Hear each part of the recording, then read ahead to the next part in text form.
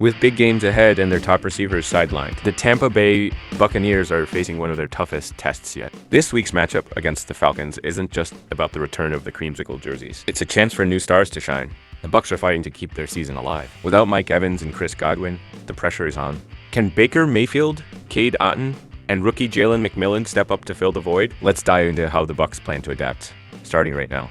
This week is packed with news for the Tampa Bay Buccaneers, but few are talking about the return of their classic creamsicle uniforms or the big divisional game against the Falcons. Instead, most attention is focused on a troubling situation with their wide receivers. On Monday night, it took a serious turn. In just one game, the Bucs lost both Mike Evans and Chris Godwin to injuries. They'll be sidelined for an extended time. Evans is anticipated to return after the bye week in November. But Godwin's season has ended after ankle surgery and placement on IR. This casts a shadow over everything. The Bucs are set to face a tough stretch without their top offensive stars. Up next are games against the Falcons, Chiefs, and 49ers, all on the heels of a 41-31 loss to the Ravens. Naturally, this has sparked serious concern. The Bucs will need to find new ways to adapt their passing game. Tampa Bay Buccaneers double your depth chart after Chris Godwin, Mike Evans injuries.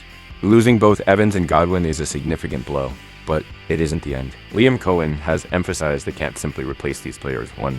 The team will instead rely on new schemes. The healthy receivers will be under pressure to step up. Two players not on the wide receiver depth chart are also expected to take on bigger roles. Cade Otton has already begun emerging as a key target for Baker Mayfield. Historically, Mayfield has leaned on his tight end. Without his top targets, Otton will likely see even more action. Similarly, Rachaad White, known more for his pass-catching skills than as a traditional running back, could prove valuable in the coming games. White is embracing his hybrid role, functioning as a versatile weapon similar to Christian McCaffrey or Alvin Kamara. Meanwhile, rookie Jalen McMillan has a chance to step into the spotlight. Drafted in the 3rd round this year, he hasn't fully hit his stride in Cohen's offense yet. But now the opportunity is there. The stars have aligned for him to take the next big step. This is his moment to establish himself. More news. Buccaneers start. Week 8. Baker Mayfield, QB. Here's an interesting fact for the week.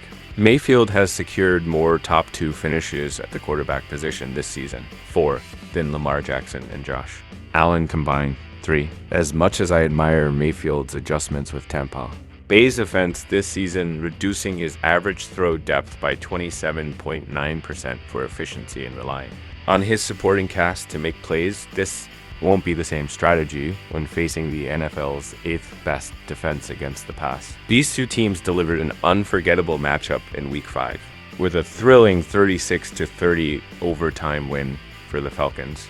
Kirk Cousins' 509 passing yards stood out in that game, while Mayfield completed 19 of 24 passes, throwing for 3 touchdowns and no interceptions. However, this game is likely to look much different, given that the Bucs are without their top receivers. To stay competitive, Tampa Bay will need to adopt a play style similar to the Chargers. That might work for NFL teams, but it doesn't necessarily translate to fantasy success in the passing game. Chris Godwin and Mike Evans have accounted for 45.9% of the Buccaneers' targets, 49% of their receiving yards, and 61.1% of their touchdowns. Mayfield and the coaching staff will create a plan that plays to the strengths of the available players. But the fantasy risks outweigh the rewards in this short week as Tampa Bay scrambles to adapt. Bucky Irving, RB. In Week 5, the Bucs ran for 160 yards on the Falcons with Rachaad White, Irving, and Baker Mayfield all having a run that picked up at least 15 yards.